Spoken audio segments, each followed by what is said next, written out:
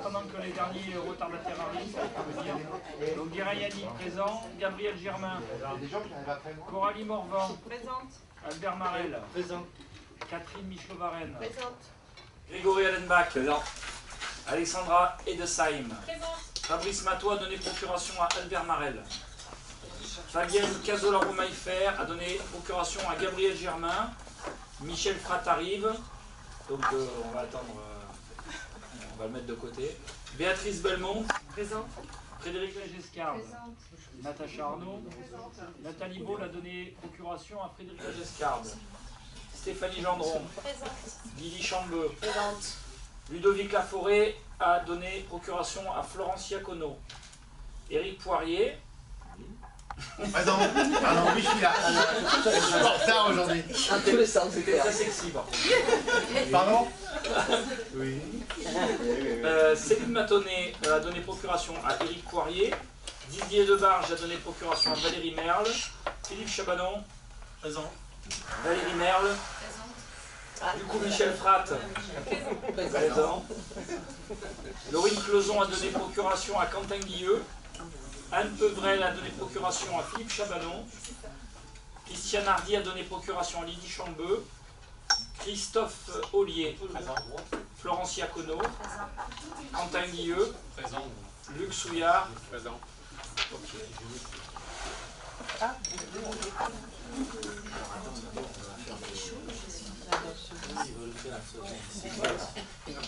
Donc nous avons des nouveaux entrants au conseil municipal. Un élu de la majorité, M. Luc Souillard, qui va prendre la place de M. Bruno Rousseau suite à sa démission. Donc bienvenue à vous, M. Luc Souillard. Et puis nous avons un nouvel élu dans l'opposition, M. Quentin Guilleux, qui était numéro 20 sur la liste. Et suite aux démissions de M. Fernand Bénard, de Stéphanie Tac, de Stéphane Vigne, de Sylvie Colombier, de Patrick Garnier, d'Anouchka Strauss, de M. ou Mme Picard, de Stéphanie Logerem et de Christine Boski, eh bien, la chance.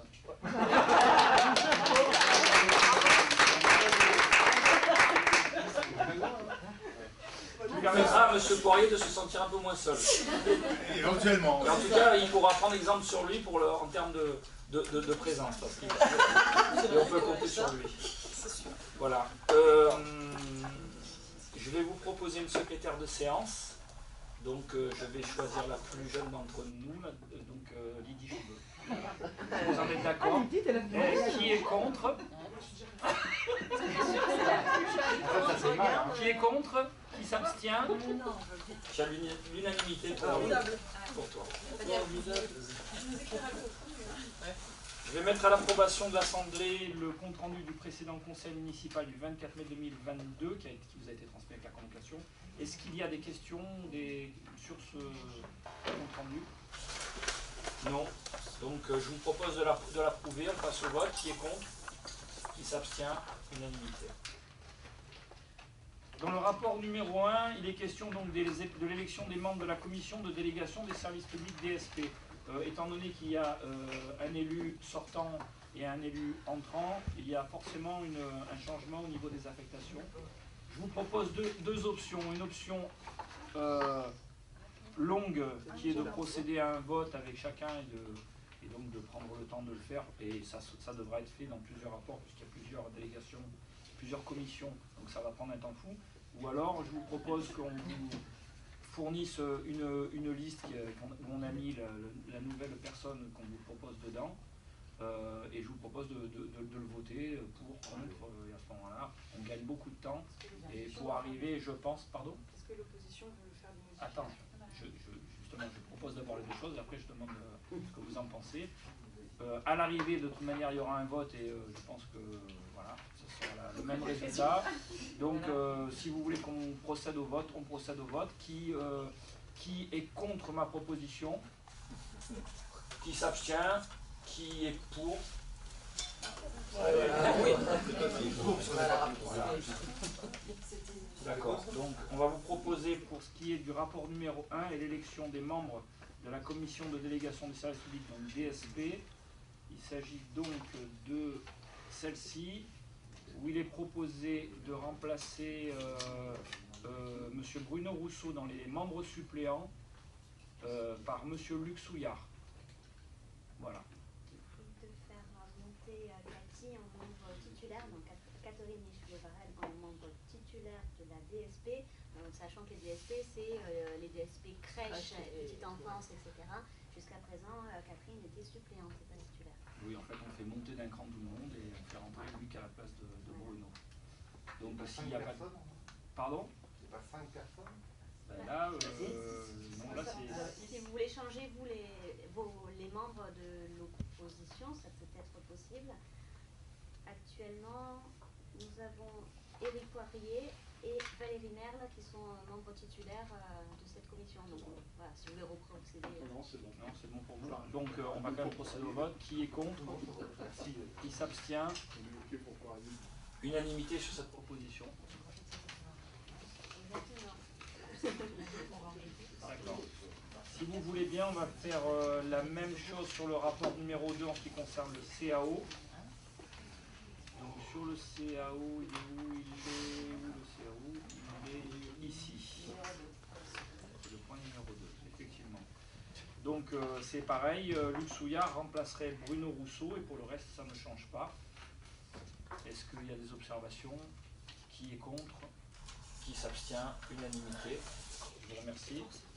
Dans le rapport numéro 3, on parle du MAPA, donc du marché à procédure adaptée. Et donc sur le MAPA, nous avons donc Luc Souillard qui remplace Bruno Rousseau. Pour le reste, ça ne change pas. Des questions? On passe au vote. Qui est contre? Qui s'abstient? Unanimité, je vous remercie. Sur le rapport numéro 4, c'est le choix du délégué. Ah ben non, c'est autre chose. Ah non, ça c'est... Donc ça, pour ça, c'est terminé. On aura gagné beaucoup de temps.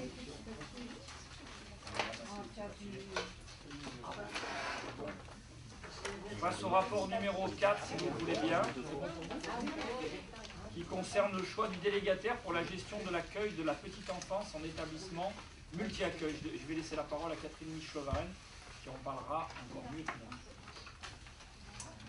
Alors le 28 septembre 2021, le conseil municipal s'est prononcé favorablement sur le principe de renouvellement de la délégation de service public sur la gestion de l'accueil de la petite enfance en établissement multi-accueil. C'était la délibération numéro 10, 09-21. Donc, conformément aux dispositions du Code général des collectivités territoriales et notamment des articles L 1411-1 et à L 1411-14 et du Code de la commande publique, cette procédure a été mise en œuvre au cours des derniers mois suivant un calendrier. Le 19 janvier 2022, on a envoyé l'avis d'appel public à la concurrence au BOAMP. La date limite de réception des candidatures était le 18 février 2022 à 17 h. Le 4 mars, on a fait notre première réunion de la commission DSP pour l'admission des candidatures. 5 candidatures ont été reçues. Bulle et Bille, la Maison Bleue, la Mutualité Française, PACA Sam, Odell, People and Baby. Elles ont été toutes les 5 admises. Le 28 mars 2022, envoi du dossier de consultation aux 5 candidats, avec une date limite de réception le 29 avril 2022. Du 5 avril au 12 avril, il y a eu une visite obligatoire des lieux et des locaux. 4 candidats y ont participé. La Maison Bleue, la Mutualité Française, Odell, People and Baby. Le 3 mai, on a eu une réunion de commission DSP pour l'ouverture des plis et une première analyse des pièces fournies par les 3 candidats qui ont répondu. La Mutualité Française, Odell, People and Baby. Avril-mai, analyse des offres selon 2 critères. C'est 60% pour la valeur dite technique et 40% pour la valeur dite financière. Le 20 mai, donc conformément à l'article 10 du règlement de la consultation, on a envoyé l'envoi de questions au candidat le mieux placé pour affiner une analyse des offres et préparer son audition. Et le 31 mai, conformément au même article, réception et audition d'un candidat, c'était la Mutualité Française sur la base d'une liste de questions individualisées qui a été évidemment envoyée préalablement. À la suite de cette audition, le candidat a envoyé une note d'explication incluant des réponses aux questions individualisées. ainsi qu'une nouvelle pièce 5, incluant quelques modifications d'indicateurs et de lignes de budget, renvoyant la participation communale à la baisse. Le rapport d'analyse des offres tenant compte de toutes les propositions des candidats a été présenté à la DSP, réunie le 10 juin 2022 à 14 h. Après lecture et échange sur son contenu, un avis favorable a été admis à l'attribution de la délégation du service public sur la gestion de l'accueil de la petite enfance en établissement multi-accueil de Velot à la mutualité française PACA-SAM pour un montant de 335 341 € par an. Cette délégation à la mutualité française, elle permettra de garantir aux usagers un service de qualité et donnera à la collectivité les moyens de suivre le respect de ses obligations par l'exploitant. Donc, conformément au Code général des collectivités territoriales, il appartient à l'Assemblée délibérante d'autoriser l'exécutif à signer le contrat de délégation. Donc, étendu l'exposé de moi-même, vu le Code général des collectivités territoriales, vu le Code de la commande publique, vu l'avis favorable de la commission de délégation de services publics réunie le 10 juin 2022. Donc, les membres de l'Assemblée délibérante sont invités à se prononcer sur le choix de la mutualité française PACA-SAM Sud pour assurer en tant que délégataire la gestion du service public d'accueil de la petite enfance en multi-accueil sur le territoire de la commune de Velot et à autoriser Monsieur le maire à signer avec la mutualité française le contrat de délégation de service public sous la forme d'un affermage d'une durée de 5 ans, ainsi que toutes les pièces et actes y afférents. Voilà. C'est chaud, hein. C'est beau. Hein. C'est beau. Hein. Puis Palais de Mévy, ils ont quand même un beau scandale sur le dos, là. Hein. Ouais, heureusement qu'on les a compris. Voilà. Donc, étant donné que bon, pour la plupart vous avez assisté à tout ce qui a été fait en termes de travail de choix, si vous avez des questions à poser supplémentaires, sinon je vous propose de passer au vote. Pas de questions. On passe au vote. Qui est contre? Qui s'abstient? Unanimité, je vous remercie. Rapport numéro 5, on parle d'une modification des horaires d'ouverture des écoles de la commune. Catherine, si tu veux nous en dire 2-3 mots. Alors, lors de conseils d'école sur cette année 2021-2022, on a eu des enseignants ainsi que des parents qui nous ont demandé une modification des horaires d'ouverture des écoles. Voilà, les enseignants de la commune ont été consultés au sujet de cette modification des horaires via les directions des 4 écoles. En fait, ils sont majoritairement favorables. On a fait un sondage auprès des parents dont les enfants sont scolarisés de la petite section maternelle jusqu'au CM1, puisque les CM2 ils partent, donc on n'a pas eu la nécessité de leur demander. Les résultats du sondage sont venus confirmer donc ce souhait de modification des horaires, puisque 58,17% des parents sont favorables. Donc les modifications des horaires d'ouverture des écoles se réalisera selon les conditions suivantes. Donc les écoles concernées sont les écoles maternelles Jean Giono, l'école élémentaire Jean Giono, l'école maternelle Jean Jaurès et l'école élémentaire Jean Jaurès. Les horaires donc seront exactement les mêmes pour donc les 4 établissements, 8h30, 11h30, 13h30, 16h30. Et donc l'entrée en vigueur de ces nouveaux horaires seront pour la rentrée scolaire septembre 2022-2023. Les membres de l'Assemblée délibérante sont invités à approuver les nouveaux horaires d'ouverture des écoles de Velot.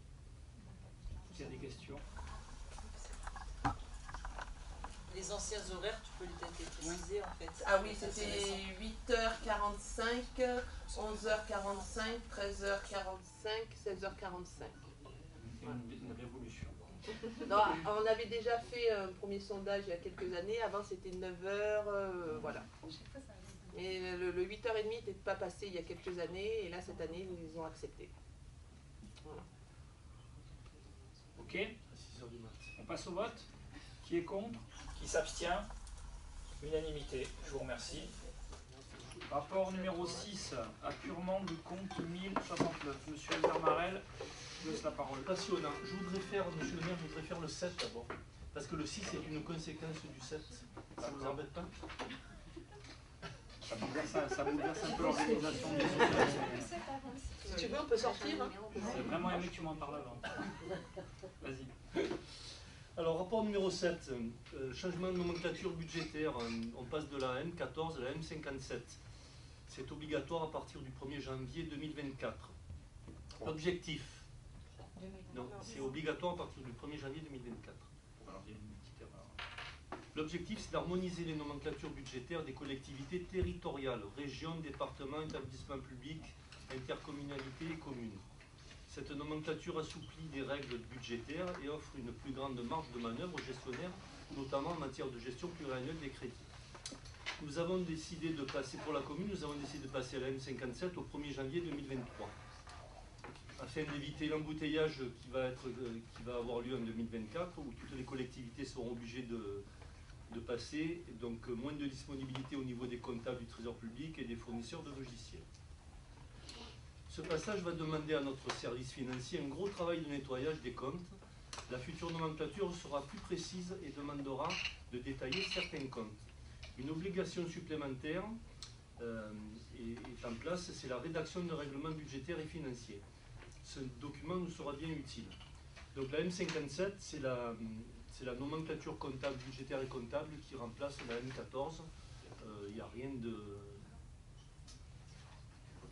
vraiment novateur, à part qu'on va être plus détaillé et ça sera plus souple. Plus détaillé, plus souple. Plus détaillé et plus souple en utilisation. Donc si je vais en arrêter là pour la M57, le conseil municipal, avez-vous des questions? Le conseil municipal est invité à approuver le passage de la nomenclature M57 à compter du 1er janvier 2023, d'autoriser le changement de nomenclature budgétaire et comptable des budgets de la commune et d'autoriser Monsieur le maire à signer toutes les pièces nécessaires à l'exécution de la présente délibération. On passe au vote. Pas de questions? Ok, donc qui est contre? Qui s'abstient? Unanimité, je vous remercie.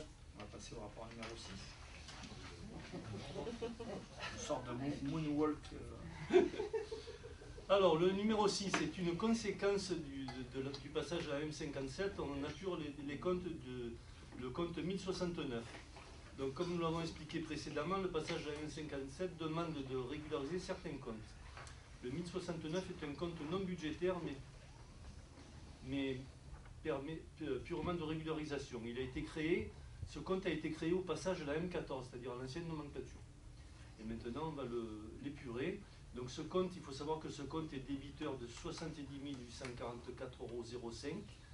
Et pour apurer ce compte, malheureusement, nous allons prélever cette somme dans le compte 1068, excédent de fonctionnement capitalisé. Ça n'imputera pas notre trésorerie, mais ça sera en moins sur le résultat de 2022. Donc, les membres de l'Assemblée délibérante sont invités à approuver l'appurement du compte 1069 par opération d'ordre mixte en débitant le compte 1068, excédent de fonctionnement capitalisé, par le crédit du compte 1069 pour un montant de 67 844,05 € sur l'exercice 2022.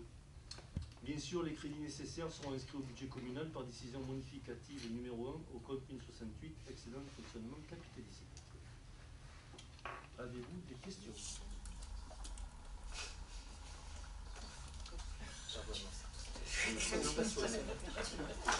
Bon, s'il n'y a pas de questions, on passe au vote. Qui est contre?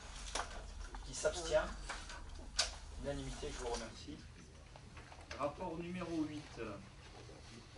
Décision modificative numéro 1 ou 1 au budget primitif 2022 de la commune. Monsieur Albert Marel.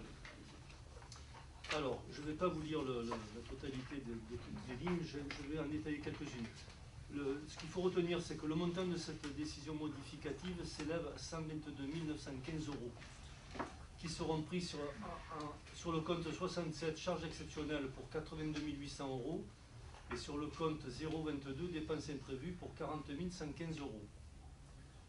Donc, les principales modifications par rapport au budget que nous avons voté, sur le compte 011, les dépenses de fonctionnement, sur le 611, nous avons contrat de prestat de service pour 20 039 €.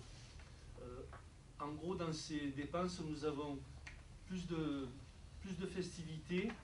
On a l'entretien de la piscine du centre aéré, Et on a une régularisation des illuminations de Noël de l'année passée, qu'on n'a pas payé l'année passée, que l'on paye cette année. Ça, c'est pour un montant de 20 039 €. Sur le compte 6227, contentieux, on a un contentieux avec un citoyen qui a été jugé.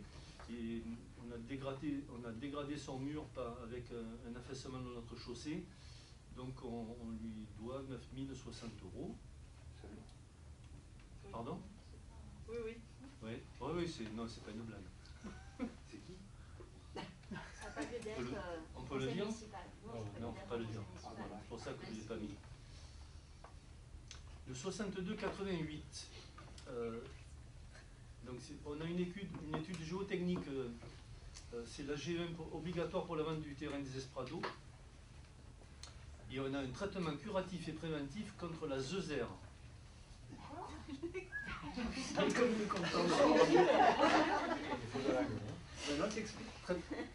Coralie va vous expliquer parce que c'est son domaine. T'as voulu faire le malin? Non, je sais pas. C'est des bêtes qui attaquent les arbres. La Zezer. Écoute, j'y suis pas. Ça peut être à rigoler, mais c'est pas très rigolo parce qu'en fait, ça affecte des arbres qui sont quand même des arbres qui sont très visibles sur les entrées de communes et sur lesquels il faut qu'on fasse attention. Et notamment, je ne sais pas si c'est de cela dont on parle, parce qu'on a aussi un problème sur cela. Mais si c'est de cela qu'on parle, c'est ceux qui sont à l'entrée du village quand on arrive vers la gendarmerie. C'est pas cela. Non, mais il y a aussi un traitement à prévoir. C'est les oui. cochenilles. C'est les chenilles concessionnaires. Et les autres, c'est ceux qui sont Dimanche, ils ont prévu un tas. sur les platanes. Facile. Donc au total sur le 011, on aura 47 450 € à récupérer. Un investissement. Deux grosses lignes de dépenses. Alors, si vous avez regardé, vous avez pu voir que vous avez 159 000 € sur le compte 2115 terrain bâti. Et ces 159 000 €, vous les retrouvez un peu plus loin en recettes, dépenses recettes. En réalité, c'est les écritures d'ordre pour le viager que l'on a pris. C'est la rente. Donc c'est rentre en plus et en moins, et au fur et à mesure, ça se déduira. Ok, le BAT sup, donc les bâtiments subventionnés, 175 575 €. Là-dedans, on a l'aménagement du Parvis, qui a été récupéré en grande partie sur d'autres comptes qui ont été réduits. On a un supplément Plasquaire pour 100 000 €. Et on a des travaux de remise en conformité supplémentaires pour Coudert, la Bastide, les tennis, l'APM, les ST et l'hôtel de ville, pour 52 686 €. En recette, sur la partie Invest, on a 32 640 € de FCTVA supplémentaire. La FCTVA, c'est la TVA qu'on récupère de l'année précédente. On fait une estimation et on a eu 32 640 € de plus. J'ai bien dit. Donc cette EDM, le budget total s'élève à 52 915 € et on récupère cet argent sur le compte, comme je vous l'ai dit, charges exceptionnelles et dépenses imprévues. Donc si vous êtes d'accord, si vous avez des questions. Il faut savoir aussi quand même que l'augmentation elle est aussi liée aux décisions de l'État de relever le point d'indice, de revaloriser le SMIC et tout ça, ça pèse sur le budget de la commune puisque c'est ce qu'on appelle des décisions qui se déportent sur le budget de la commune, qui n'est pas compensé par des aides et qui revient à peu près à 96 000 € annuels en plus pour la commune. C'est très bien pour ceux qui en bénéficient, mais en tout cas, l'argent, il faut le prendre quelque part, et là, en l'occurrence, c'est sur notre budget, et ça pèse assez lourd. Ces réformes nationales, elles pèsent assez lourd sur notre gestion, elles la rendent un peu plus complexe chaque année. Donc ça fait partie des nouvelles. Quand on parle tu disais, des budgets en supplémentaires en termes d'animation, c'est surtout que habituellement, historiquement, nos animations étaient portées par le comité des fêtes avec des budgets. Le comité des fêtes a évolué, a changé, et étant donné qu'ils se remettaient en route, il fallait quand même les aider financièrement à porter des choses, et ça se fait à travers un engagement sur certaines festivités qui se faisaient plus, qui vont se faire sur le village, y compris sur la place Caire, autour, et puis pour le 13 juillet, voilà. Il fallait remettre l'investissement qui se faisait avant le confinement et pour revenir à un niveau, on va dire, correct. Oui, et en plus, ils n'avaient pas eu de subvention. Il faut savoir que les subventions historiquement annuelles au comité des fêtes étaient de l'ordre de 50 000 euros en moyenne. Donc voilà, il fallait qu'on réajuste un peu. Ce n'est pas des grosses sommes, on n'est pas dans ces sommes-là, mais ça a été compris. Mais ce n'est pas le gros des sommes. Hein. Comme je vous le disais, le gros des sommes, c'est principalement ces augmentations, ces points d'indice et ces revalorisations. Bien entendu, sur les travaux Plasquer aussi, il y a des surcoûts qui sont liés aux difficultés de réapprovisionnement qui font qu'il y a des matières premières qui ont augmenté. Elles tiennent aussi du fait qu'on a pris des décisions en termes d'aménagement de certains bâtiments au fur et à mesure des travaux et au fur et à mesure de choix qui étaient faits en fonction des porteurs de projets sur la Plasquer. Voilà, donc tout ça, ça fait qu'il y a des décisions modificatives qui doivent être prises pour réajuster. Voilà. Dites-nous si vous avez des questions. S'il n'y a pas de questions, je vous propose de passer au vote. Qui est contre? Qui s'abstient? 4. Donc 8. Donc le rapport est adopté. Rapport numéro 9. Il s'agit d'une garantie d'emprunt à la société Famille et Provence pour l'opération de construction de 52 logements sociaux financés en PLAI et PLUS, opération résidence Le Clos du Fait Libre. Monsieur Marel. Alors, pour le bailleur Famille et Provence, le projet des Agapantes, 104 logements, dont 52 socio-locatifs. La Caisse des dépôts et consignations demande des garanties financières. Ces garanties sont accordées par la commune et la métropole 50-50. Donc pour le montant...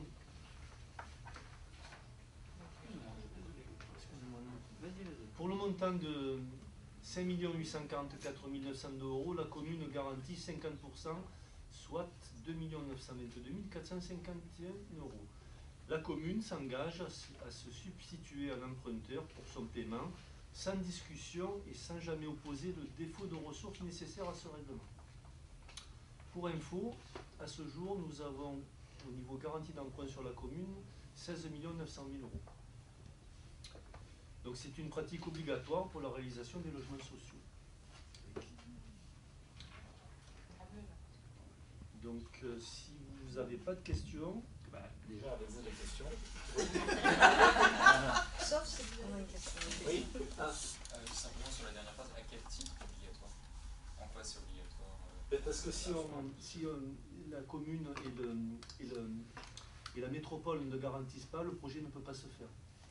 Et comment on est obligé de faire ces Parce que projets? c'est un bailleur social, donc lui, il ne s'est pas apporté de garantie, donc c'est la commune et la métropole qui apportent des garanties financières. Sinon, il n'y a pas de logements sociaux qui peuvent se faire. C'est un ensemble de Ils nous choses. obligent à le faire, mais ils nous obligent aussi à nous en donner. C'est fantastique, on est niqué. Et il faut savoir qu'il n'y a pas que ce genre d'opération, il y a aussi le fait, parfois pour les équilibres, on doit voter des aides, des subventions d'équilibre pour les projets où on paye de l'argent pour rendre équilibrée une opération pour faire des logements sociaux. La seule différence, c'est que quand on fait ça, ça nous permet de les déduire de nos pénalités SRU, c'est-à-dire des pénalités qu'on a pour ne pas faire le nombre qu'on nous oblige à faire. Donc quand on fait ça, ces sommes-là que l'on donne, on les défalque de notre pénalité, ce qui est plutôt un avantage. Donc on essaye toujours d'avoir ce calcul-là dans les opérations qu'on fait, de faire ce genre d'opération pour pouvoir après faire que ça pèse moins sur nos pénalités, que de toute manière on ne peut pas, c'est impossible à répondre à ces exigences. Donc voilà. Et celle-ci par contre, elle s'accompagne souvent d'attributions préférentielles sur certains logements.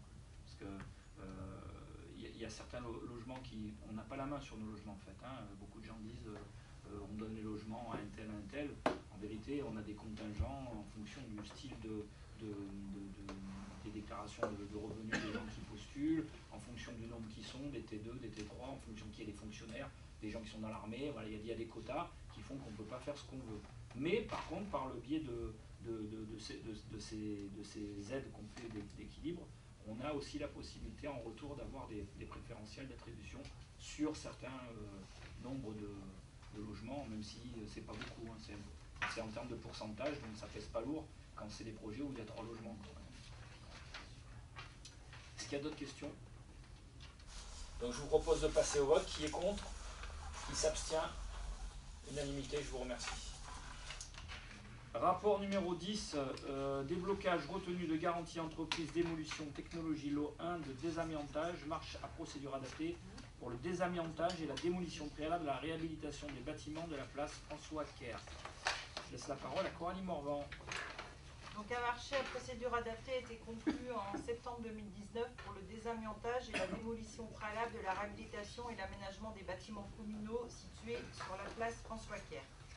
Donc le lot 1, désamiantage, déplombage, a été attribué à l'entreprise Démolition Technologie pour un montant de 24 057,30 € et le lot 2, déconstruction démolition, a été attribué à l'entreprise SDR pour un montant de 53 003,68 €. La société Démolition Technologie a choisi la retenue de garantie pour le cautionnement de son marché et la société SDR a produit une caution bancaire. Donc la retenue de garantie ayant pour objet de couvrir les réserves émises à la réception des travaux est restituée au titulaire du marché à l'issue de l'année de parfait achèvement, à savoir 1 an après la réception des travaux, lorsque toutes les réserves ont été levées. Donc la réception des travaux de l'entreprise Démolition Technologie a été prononcée avec réserve le 15/11/2019 et la levée a été faite le 21/11/2019. Donc on a opéré un remboursement demandé donc par le Trésor public de 1 443,45 € pour l'entreprise Démolition Technologie. Donc le conseil municipal est invité à approuver la restitution de la retenue de garantie du montant de 1 443,45 € à l'entreprise Démolition Technologie. Donc là, rien d'exceptionnel. C'est le reste à charge. C'est quasi classique. Des questions? On passe au vote. Qui est contre? Qui s'abstient? Unanimité, je vous remercie. Rapport numéro 11. Alors, il s'agit de l'approbation des avenants lots 2, 4, 7, 8 et 9 du marché des travaux de réhabilitation, toujours en ce qui concerne la place Kerr. Coralie. Alors, le présent point concerne l'approbation de nouveaux avenants rendus nécessaires pour différentes raisons au cours des dernières semaines de chantier. Donc, à rappeler que nous avons approuvé la signature d'avenants des lots 2, 4, 7 et 8 au dernier conseil municipal, donc du 24 mai 2022. Donc, de nouvelles notifications et des travaux supplémentaires sont intervenus en raison d'aléas de chantier et de demandes de la maîtrise d'ouvrage et ont fait donc l'objet d'ordres de service acceptés par les entreprises. Donc nous avons d'abord des avenants de moins de 5% du montant du marché, donc des lots, enfin on fonctionne par lot et non le marché global. Donc ont été réalisés après validation de la maîtrise d'œuvre et la maîtrise d'ouvrage. Ils portent sur le lot 3 et 5. Donc le lot 3, c'est charpente, bois, couverture. L'entreprise, c'est atelier de la toiture. Donc ça concerne donc la mise en place d'une marquise, puisqu'on a demandé au charpentier de réaliser un lamier de plomb de 3 556 €. Donc ça, c'est le dépassement pour le lot 3.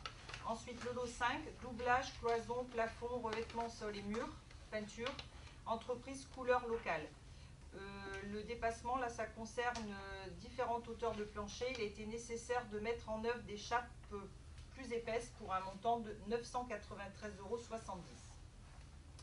Ensuite, on passe sur les avenants de plus de 5% du montant du marché qui portent sur les lots 2, 4, 7, 8 et 9.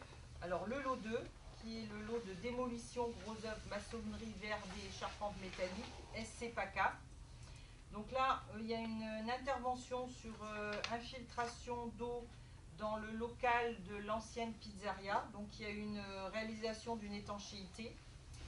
Ensuite, il y a eu une trappe d'accès qui a été faite pour les moteurs de VMC. La réalisation de 4 plots de fondation de support pour la marquise, et tout ceci pour un montant de 7 035,65 €. Ensuite, donc ça c'était le lot 2. Lot 4, serrurerie, menuiserie extérieure métallique avec midi métal. Donc là, réalisation de tubes en métal pour soutenir la marquise, habillage en tôle perforée pour cacher les machines en toiture. Ce qui a été fait, c'est les VMC et les clims, je crois, voilà les deux. Ensuite, mise en place d'un tableau électrique en façade Plascaire avec portillon d'habillage et de protection en métal. Ça, on ne l'avait pas prévu et on s'est dit qu'après, si les personnes qui récupèrent donc le marché, pour pouvoir faire une animation sur la place ou même mettre des éclairages supplémentaires, on n'avait pas prévu de prise. Donc, on s'est dit, plutôt que de le faire maintenant, c'est mieux. Fourniture et pose d'une trappe pour protéger le tableautin électrique de la façade Plascaire. Habillage pour 2 pouces de réseau plomberie encastrés dans les niches dans la façade de la courette. Fourniture et pose d'une grille supplémentaire pour le local technique. Mise en place d'une grille de protection supplémentaire qui n'était pas prévue. Fourniture et pose de 2 tôles d'habillage en façade sur les coursives. Et ensuite, les brises-vues qui avaient été supprimées mais qui ont été rajoutées. Donc voilà, donc tout ce locat, en fait, on a un montant qui est de 11 240 €. Ça va, monsieur Corny? Oui, je vous en prie, maman. Ensuite, le lot numéro 7, menuiserie intérieure, agencement, menuiserie Gouze, l'entreprise menuiserie Gouze. Donc, suite à la réalisation des ouvrages dans la cage d'escalier, il a été demandé un habillement en chaîne. Il y a eu aussi les rideaux de douche qui ont été remplacés par des parois de douche. Les barres de rideaux de douche qui étaient prévues ont été supprimées. Et en fait, on a aussi un devis qui était fourni pour l'avenant numéro 1 concernant la fabrication et pose de cuisine dans les appartements. Il y avait une réalisation de plan 3D qui n'avait pas été comptabilisée dans le total du devis et donc il a fallu corriger ce montant à hauteur de 2 280 €. Ce qui fait que pour le lot numéro 7, le montant de l'avenant s'élève à 2 635 €. Lot 8, plomberie, Virio, Andoux. Donc là, nous avons eu une erreur d'implantation sur le lot 5 en R+2. Enfin, c'est en fait au niveau de l'ancienne pizzeria. Il a fallu refaire les réseaux d'eau froide, eau chaude et eau usée. Ensuite, suite aux remarques du bureau de contrôle, il est nécessaire de déposer, reposer les sanitaires toujours de ce même bâtiment. Ensuite, il a été demandé l'installation d'un robinet de puisage sur la façade de la Plascaire. Ça aussi, ça n'avait pas été prévu. Et en prolongation de la présence sur le chantier suite au décalage de la livraison. Donc le montant du lot 8 est de 4 182 €. Et ensuite, on arrive au lot 9 qui avait été oublié. Je pense que c'est celui-là qui n'a pas été noté. Hein. Vous ne l'avez pas, vous l'avez dans le récap, je crois, mais pas. Non, même pas dans la note de synthèse. C'est un ajout. C'est un ajout, voilà. Électricité, donc courant fort, courant faible, le nom de l'entreprise. Donc, suite aux visites des futurs preneurs, il a été décidé de mettre en place donc un coffret électrique dédié à la terrasse du restaurant Plascaire dans une niche existante dans la façade Plascaire. Donc, la gage du local poubelle est électrique. Donc, suite à la mise au point avec l'entreprise, des bacs d'encastrement des tableaux électriques sont prévus dans les 8 appartements. Donc, c'est tout des petits rajouts entre les poubelles, qui est dans la courette derrière. Voilà, plusieurs petites choses. Et là, on a un montant de 2 733,29 €. Donc, ces travaux supplémentaires entraînent une augmentation globale de 7,44% du montant initial du marché, avec 2,85% relevant d'aléas du chantier, ce qui n'est pas énorme, et 4,58% de demandes supplémentaires, souvent demandées par les maîtrises d'ouvrage. Voilà. Donc la commission d'appel d'offres s'est réunie le 27 juin et a émis un avis favorable quant à l'approbation des avenants. Y a-t-il des questions? Essayez d'être assez...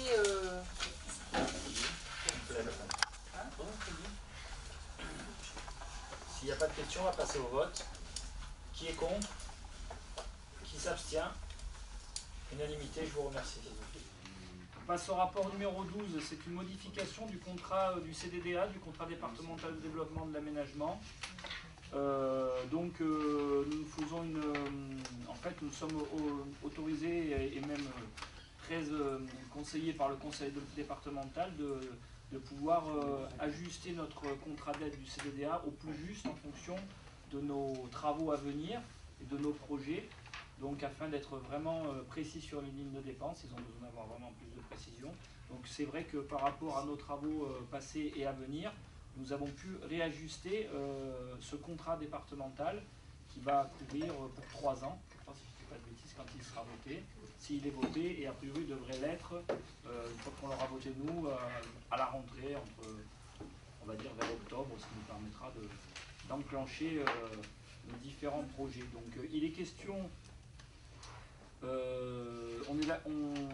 il est question d'y intégrer le montant des travaux de la place Caire qu'il reste, donc le budget qui est nécessaire pour finaliser les travaux.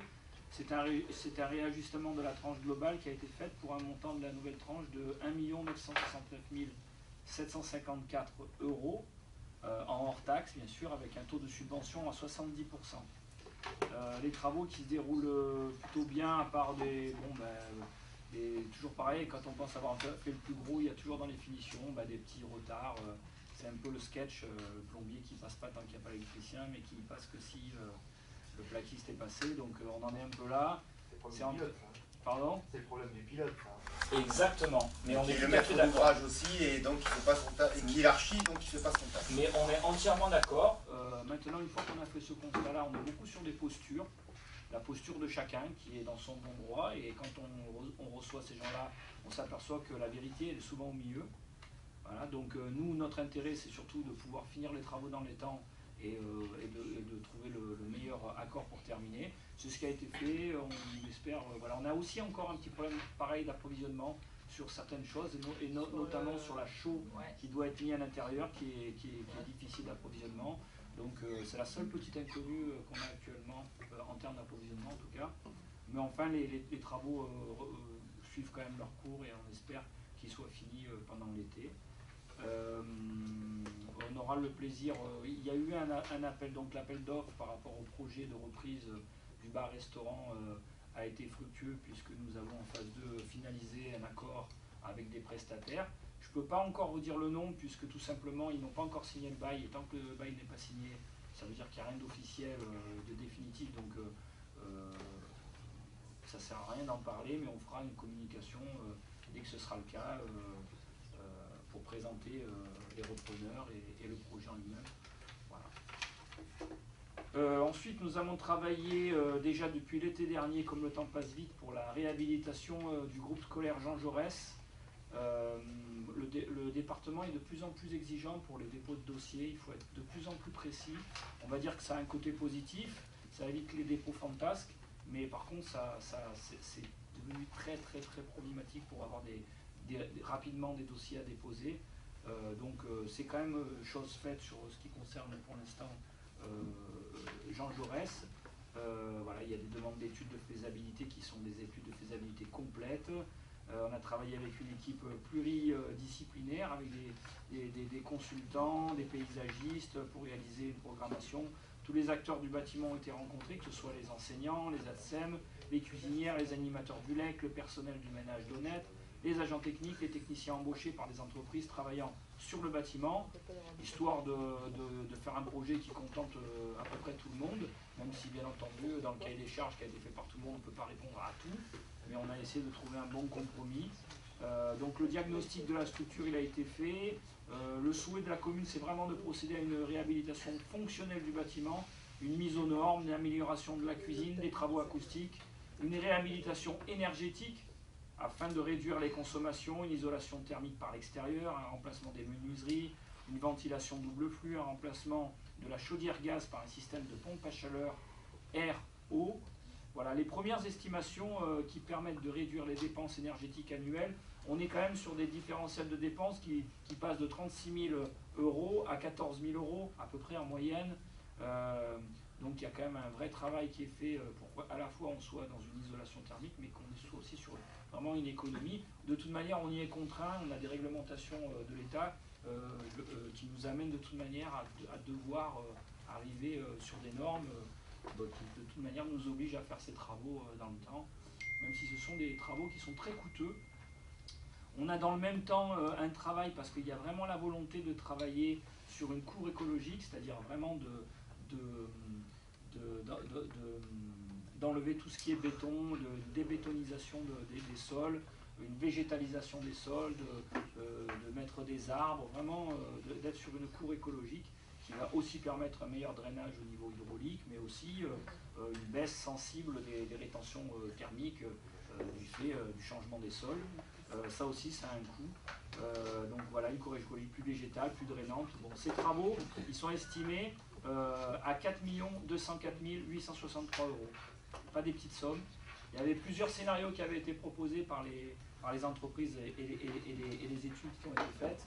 On s'est mis d'accord sur des choix un peu intermédiaires qui permettent de vraiment garder une vraie qualité et d'atteindre nos objectifs, mais aussi on a enlevé des choses qui étaient un peu plus du domaine, on va dire, du luxe, de l'esthétique, même si on veut quand même faire quelque chose de beau, hein, on est quand même ambitieux, mais on a quand même des options dans la fourchette haute de ce qui se fera, et on a vraiment l'ambition de faire une réhabilitation pour une école qui sera vraiment, de ce point de vue, voilà, le projet est ambitieux, il a un prix, mais on l'avait dit, on s'était engagé à ça dans notre programme. On voulait vraiment faire de la réhabilitation écologique de nos bâtiments. Ça va passer forcément par la réhabilitation de l'école, ce qui est c'est un peu ironique, pas ironique, mais c'est un peu, voilà, on vient de terminer la réhabilitation de Jean Giono, et je suis persuadé que suite au projet de réhabilitation de Jean Jaurès, il y aura à nouveau une grande demande des utilisateurs de Giono pour qu'on fasse la même chose là-bas. Donc ben voilà, on sait que ça sera des projets à venir, ce qui sera bien et ce qui sera bien fait d'un côté, ben, naturellement on le fera ensuite de l'autre côté en termes de végétalisation de cours. Mais ces choses, ça ne veut pas dire qu'on va refaire les écoles, il y a eu des gros travaux de fait à Giono, bien entendu, mais en termes de végétalisation de cours, je pense qu'il y a des choses qui sont en marche et il faut qu'on soit à la hauteur de nos ambitions en termes d'écologie, de transition. Voilà.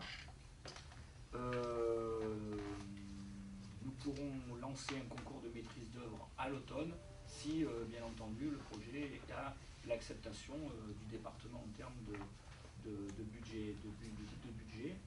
Enfin, nous avons aussi prévu de réaliser différents travaux de voirie, comme on s'était aussi engagé à le faire de manière harmonieuse et cohérente sur tout le territoire voloxien.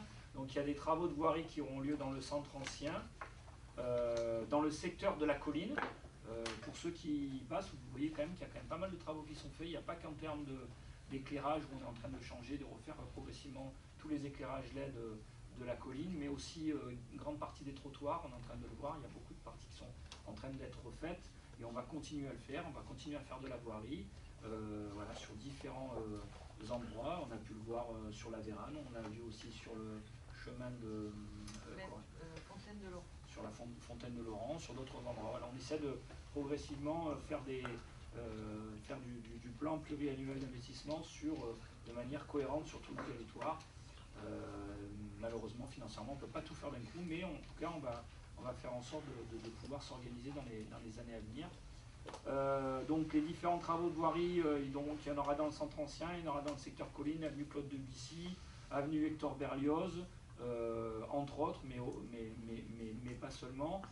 On maintient le projet de la chèvrerie sur le PEN avec un financement de la métropole qui se rajoute au financement du département. Voilà. Sur les études qui ne sont pas financées, on a beaucoup de travaux qui seront faits avec des subventions, ce qu'on appelle des subventions de proximité, les subventions de sécurité. Voilà, il y a différentes subventions, il n'y a pas que l'aide du département à travers le CDDA, il y a aussi d'autres plans d'aide de subvention, et heureusement d'ailleurs. Mais dans ces plans d'aide, il n'y a pas les aides sur les études et les accompagnements pour faire les études avant de faire les travaux.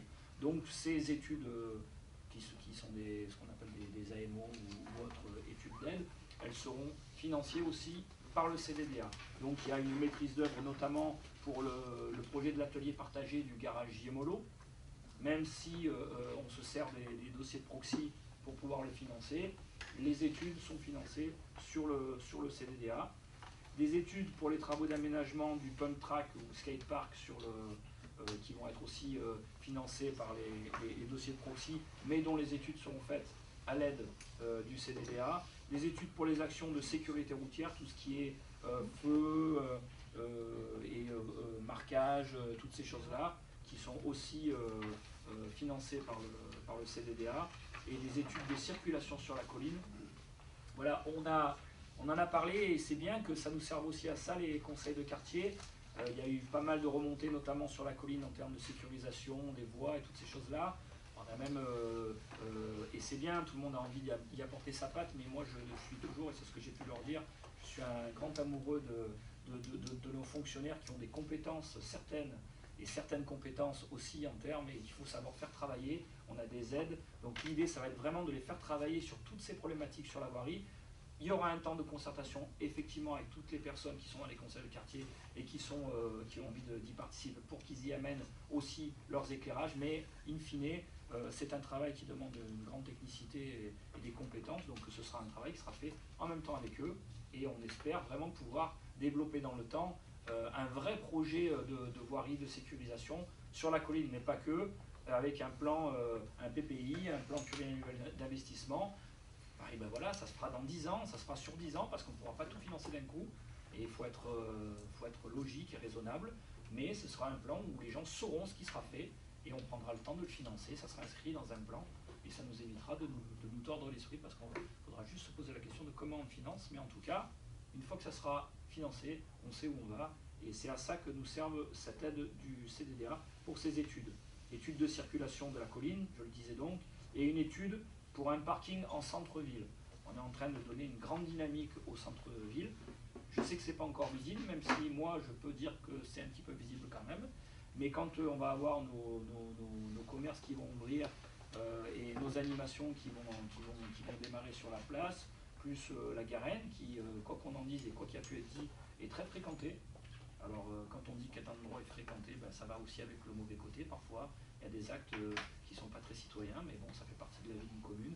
On travaille dessus, on surveille, on essaie de faire la sensibilisation. En tout cas, le lieu fonctionne et il répond à une attente.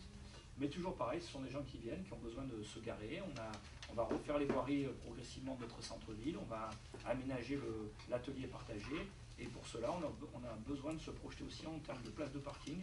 Donc on a un terrain qui a été préempté par la ville, qui a été acheté, sur lequel on va faire des places, mais on va en profiter pour faire une vraie étude de faisabilité sur cet endroit-là, mais aussi sur le parking de la Débalade, pour pouvoir projeter dans le futur le fait de pouvoir aménager encore plus de places de parking et faire en sorte que les gens aient de moins en moins d'excuses pour pouvoir venir profiter des restaurants, de leur commerce.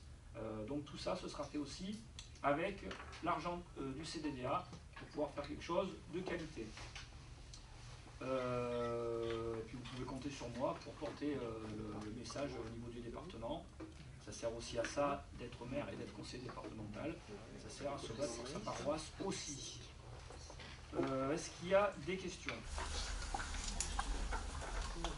Non. Je vous propose de passer au vote. Qui est contre? Qui s'abstient? Unanimité, je vous remercie. Rapport numéro 13. Approbation d'une convention de financement relative à la requalification de la place Jean-Baptiste Comte sur la commune de Velot dans le cadre de la compétence air et parc de stationnement avec la métropole Aix-Marseille-Provence. Albert Marel. Merci. Donc, cette convention de financement, en octobre, un petit résumé, en octobre 2019, on a signé avec la métropole une convention de transfert temporaire de maîtrise d'ouvrage pour requalifier la place Jean-Baptiste Comte, c'est la place de la Poste. La métropole s'est engagée à financer les travaux à hauteur de 163 000 € TTC, suivant un plan de remboursement de 15 439 € par an. En 2023, on devrait récupérer cette compétence, sauf si elle reste d'intérêt métropolitain. Néanmoins, la métropole s'est engagée à continuer le remboursement à hauteur de 15 439 € par an, jusqu'au solde qui se fera en 2029. La convention que nous vous proposons au vote est pour actualiser les modalités de financement et simplifier la documentation nécessaire pour obtenir ce remboursement annuel. Sur le plan financier, rien ne change. On reste sur la même convention. La métropole rembourse ce qui était prévu, même si cette compétence redevient communale. La seule différence, c'est qu'on va simplifier les documents nécessaires pour pouvoir avoir nos remboursements annuels. Avez-vous des questions? Bon, en gros, c'est le remboursement de ce qu'on a engagé. Voilà. Comme ça va changer et qu'on pourrait demain retrouver la compétence, autant quand même être remboursé avant de ce qu'on a sorti. Voilà. Si demain on récupère la compétence, on récupérera aussi les assets qui vont avec et qui correspondent, et ce sera à nous de programmer, de payer nous-mêmes nos prochains travaux. Et c'est 15 000 € par an, c'était le, pourquoi pas plus, parce que c'était le montant qui était collecté. C'était le montant des attributions de compensation pour cette délégation-là. Voilà. On passe au vote. Qui est contre? Qui s'abstient? Unanimité, je vous remercie. Rapport numéro 14, il s'agit du bail amphithéotique administratif entre la commune de Velot et la société Soleil de l'Arc, impasse Pauline-Plan. Alexandra Edesheim, vous prenez la parole. Oui. La commune est propriétaire d'un bâtiment cadastré section AY 101 637 impasse Pauline-Plan qui abrite le foyer du 3e âge. Dans le cadre d'une démarche de production d'énergie renouvelable citoyenne et locale, la société par action simplifiée Soleil de l'Arc a fait part de son intérêt pour implanter une installation de production d'énergie photovoltaïque sur les toitures. La commune a accepté de mettre à disposition une partie de la toiture de ce bâtiment. Pour cela, la commune a établi un état descriptif de division en volume permettant de conserver la jouissance du foyer du 3e âge et de louer à la société Soleil de l'Arc la couverture d'une partie de la toiture pour permettre l'installation d'équipements de production d'énergie photovoltaïque. La commune s'est assurée au moyen d'une publicité préalable de l'absence de toute autre manifestation d'intérêt concurrente et cette location va se faire sous forme d'un bail amphithéotique administratif pour une durée de 20 ans à compter de la mise en service des panneaux. Le bail prendra effet à compter de la date de signature. Je vous passe l'état descriptif des toitures. Donc, la commune va mettre à disposition un espace approprié destiné à héberger aussi les onduleurs et les compteurs de l'installation. Le bail est consenti moyennant une redevance convertie en une obligation de faire des travaux par la société Soleil de l'Arc. La prise en charge des travaux d'amélioration se fera à hauteur de 4 000 €. Pendant la durée du bail, les impôts et les taxes générés par la présence de l'installation seront à la charge de la société Soleil de l'Arc. Des servitudes de passage devront être établies dans le bail. Le bail ne peut se prolonger par tacite reconduction. À l'expiration de la durée du bail, la société Soleil de l'Arc ne pourra en aucun cas se prévaloir de son renouvellement. L'ensemble des frais relatifs à l'établissement de ce bail amphithéotique administratif sera pris en charge par la société Soleil de l'Arc. Le conseil municipal est invité à approuver le bail amphithéotique administratif et l'état descriptif de division en volume joint en annexe de la convocation du conseil municipal et autoriser toute création de servitude nécessaire à ces 2 œuvres. Est-ce qu'il y a des questions? Oui. L'électricité, ils en font quoi? L'électricité, ils le revendent. Hein. Ah ouais, c'est eux qui C'est-à-dire que M. Chabanon vous en parlera mieux que nous, même s'il ne devra pas prendre la revente. Elle est revendue à l'EDF. D'accord. Voilà. Ça, c'est une obligation. D'autres questions? Non. Alors, M. Chabanon, je crois que vous ne pouvez pas prendre part au vote, et donc du coup, Anne Peverel non plus. Donc, est-ce qu'il est obligé de sortir ou pas? Non, ça va. On passe on passe au... Non, mais moi, c'est... qui est contre? Qui s'abstient? Unanimité. Il vous remercie. Rapport numéro 15. Il s'agit d'une session amiable. C'est toujours amiable, hein, ces sessions. Vraiment, on est chanté tout ça. D'un immeuble cadastré section BC numéro 15 appartenant à la commune 6 places François Kerr. Je crois que c'est la maison du druide. Tout à fait. C'est ça. Alors, la commune est propriétaire d'une maison à usage d'habitation cadastrée BC numéro 15 d'une superficie de 171 m², dont un grenier d'environ 19 m². C'est un rez-de-chaussée plus 2 étages, qui est donc situé 6 place François Kerr. La parcelle cadastrée a une superficie de 57 m². Donc la commune souhaite vendre ce bâtiment qui nécessite des travaux importants de rénovation. En effet, les dépenses indispensables pour remettre ce bien en bon état seraient trop élevées pour la commune. Donc les domaines ont évalué ce bien à 216 000 € le 17 mai 2021 et les avis des domaines ont une durée de validité de 12 mois. Donc un nouvel avis a été donc sollicité puisqu'on a passé la date. On a demandé à 2 agences immobilières de s'occuper de la vente de cet immeuble. Donc 4 acquéreurs potentiels ont déposé leur offre, tout inférieur à l'avis des domaines. Il est donc proposé de choisir l'offre la plus favorable économiquement pour la commune et qui s'intègre au projet de la réhabilitation de l'ensemble de la place Caire. Il s'agit donc de l'offre de Madame Bitschmidt, Monsieur Laurent Merlinier et Monsieur David Niquez. Cette offre tient compte du montant des travaux engagés pour la réhabilitation de l'immeuble inhabitable en l'état. L'estimation des travaux qui ont été donc réalisés sur devis s'élève à 178 016,99 €. Par conséquent, l'offre d'achat est de 172 000 €, dont 163 400 net vendeurs donc pour nous et 8 600 € de frais d'agence. Dans ces conditions, la commune donc a accepté la proposition d'achat de Madame Monsieur Laurent Merlini et Monsieur David Niquez à un prix inférieur à celui déterminé par la division des missions du domaine, puisque des dépenses indispensables sont nécessaires à la réhabilitation de l'ensemble de l'immeuble. Donc je demande à l'Assemblée délibérante d'autoriser la vente de ce bien, toujours à ces 3 personnes, de toute société qui se substituera dans laquelle un ou les 3 acquéreurs seront donc gérants. Cette cession sera précédée de la signature d'un compromis de vente avec les futurs acquéreurs et l'ensemble des frais relatifs à la vente sera pris en charge par ces derniers. Donc le conseil municipal se prononce favorablement sur cette cession selon les conditions précisées ci-dessus et notamment d'autoriser le maire à signer tout acte de vente à un prix inférieur à l'avis du domaine. Et autoriser monsieur le maire à signer le compromis de vente sous conditions habituelles de droit en pareille matière, notamment l'obtention d'un financement bancaire et une autorisation d'urbanisme purgée de tout recours. Et autoriser monsieur le maire à signer l'acte de vente correspondant. Ça c'est important. Des questions? Comment s'appelle la personne? Oui. Pas de questions? On passe au vote. Qui est contre? Qui s'abstient?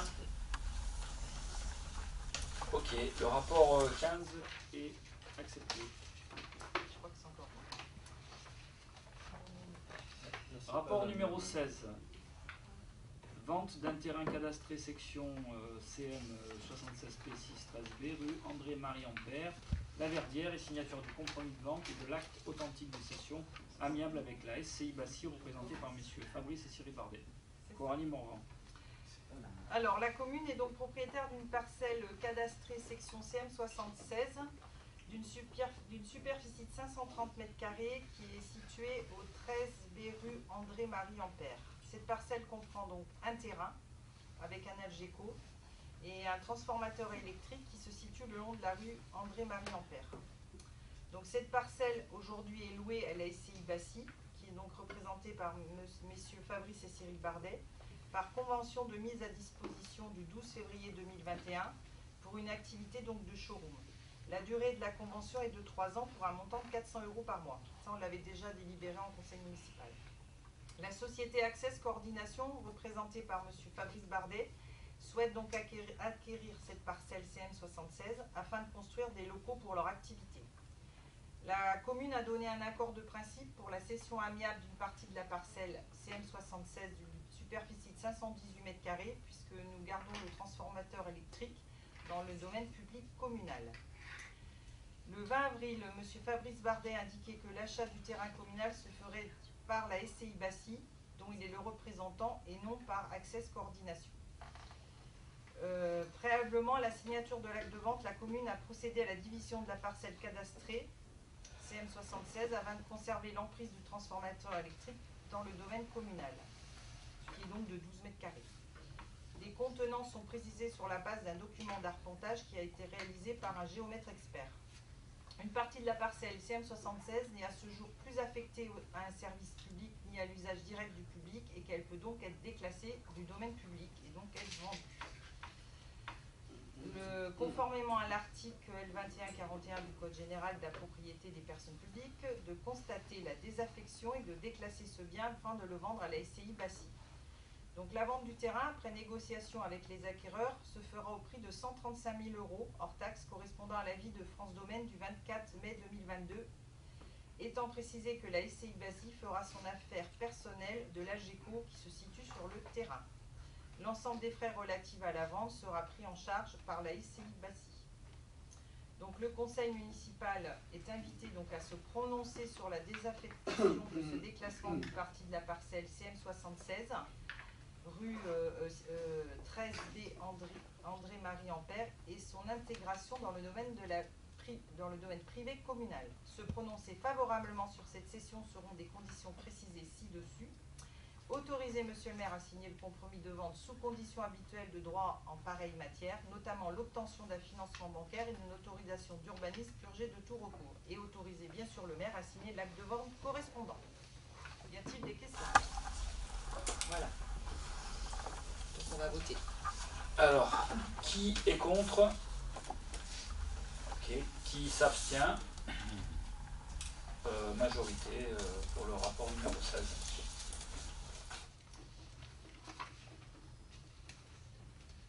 Rapport numéro 17, approbation et signature d'une convention de coproduction avec la société Village 42. Donc en l'absence de Nathalie Baul, je vais prendre le relais. Donc c'est une convention de coproduction avec une société de production, Village 42, qui a été rédigée. C'est un partenariat qui est créé afin de proposer dans le cadre de la programmation culturelle 2022-2023 3 dates de spectacle à l'espace Nova Velo, des spectacles de musique actuelle et de one-man show. Selon les termes de la convention, la commune en tant qu'organisateur s'engage à mettre à disposition les équipements culturels nécessaires à la bonne marche des spectacles. Le producteur, quant à lui, fournira 2 spectacles de musique actuelle et un spectacle d'humour dont il assumera la responsabilité artistique, ainsi que les frais en découlant. Le producteur sera également responsable de l'encaissement de la billetterie pour ces spectacles. Les prix des places au public sont encadrés dans la convention. En contrepartie, afin de contribuer à un équilibre, la convention prévoit le versement d'une participation financière de 30 000 € TTC de la commune au producteur. Le producteur fixera les tarifs des spectacles conformément à la convention et supportera les risques. Le conseil municipal, entendu l'exposé de Monsieur le maire, est invité à autoriser Monsieur le maire à signer la convention de coproduction avec la société Village 42 annexée à la convocation du conseil municipal. Est-ce qu'il y a des questions? Pas de questions? On passe au vote. Qui est contre? Qui s'abstient? Vous vous abstenez ou pas alors? Attendez. Il n'y a pas de problème. Vous C'est un vous sujet concertez. assez...